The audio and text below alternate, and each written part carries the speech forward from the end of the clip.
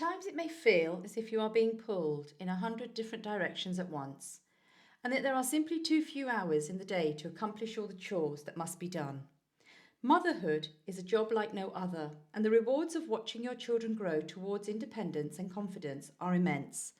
And yet it is all too easy in the rush and bustle of the working day to concentrate on meeting all those different demands of childcare, work, and home without ever stopping for a moment to catch your breath and consider the real value of the job that you are doing.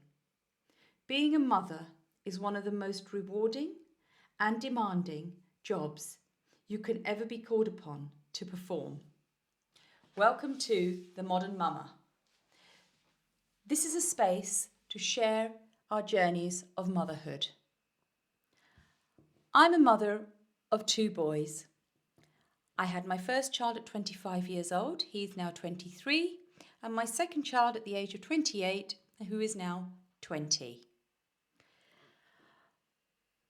One thing that I remember, when I was doing my midwifery stint of my nursing course, I was shadowing a midwife who was pregnant at the time.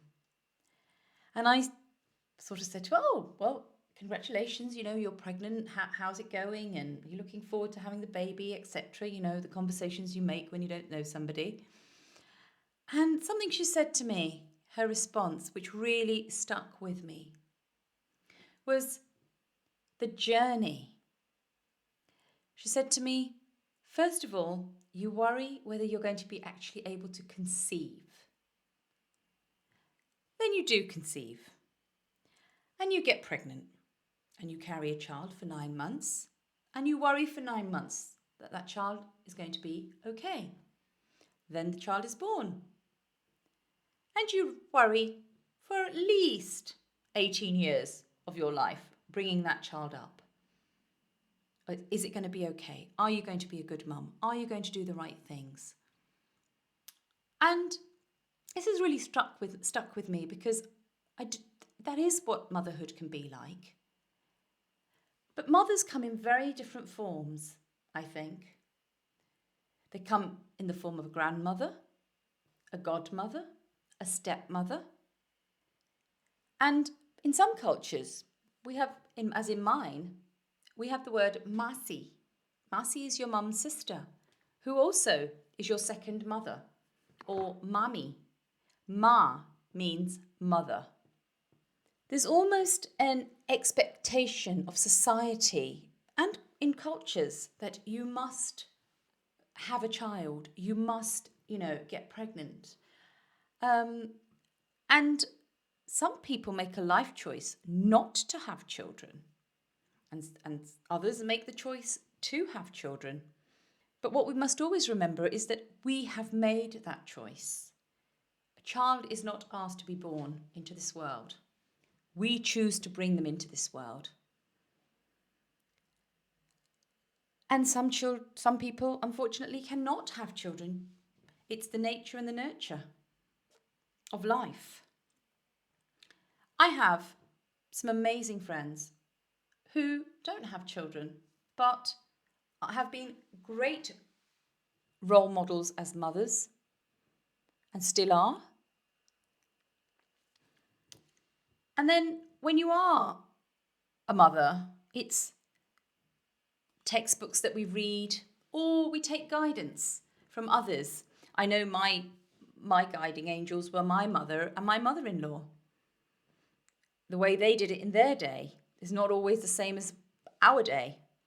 But we take what works for us. And that's what I did when I was bringing up my children. The good bits that I thought, yeah, actually, this is something good. This is going to work for me. Not all of it does, because the stages are different in your life. And there's cultural differences as well. My mother and my mother-in-law were both born in East Africa. And coming from an Indian background, culturally it was very different when they had their children to me having my children in the UK. One of the examples is, I remember when my first child was born. It's a culture to sort of give the newborn a bit of honey on his tongue. And the mothers insisted they had to do this. But we are advised here that you can't give a newborn honey until a certain age because of the life spores that it has. Well, they weren't going to listen to any of that. But as the midwife left the room, they got out their little tub of honey, tip of their finger, and they put it on my son's tongue. Now, the meaning of this in our culture is that may the child always have a sweet tongue. But they were adamant they were going to do this, and they did. There are so many different journeys for mothers out there. There's the good, the bad, the ugly, the challenges, the ups and downs. And this is a space where I would like to talk to other mothers.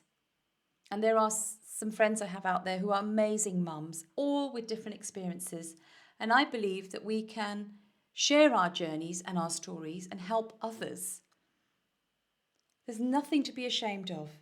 Yes, we do our best, and that's all we can do. Like we say to our children, do your best. Well, us as mothers can only do our best. So this is a place where I have got a lineup of some amazing women who are mums. And they're going to come on and they're going to talk about their journey of motherhood. And I'm sure we'll be able to relate to some of it. We'll be able to laugh at it, cry with it. Because we've all had, at some point in life, similar experiences or scenarios. And I really am looking forward to doing this podcast. Thank you for listening and see you again soon.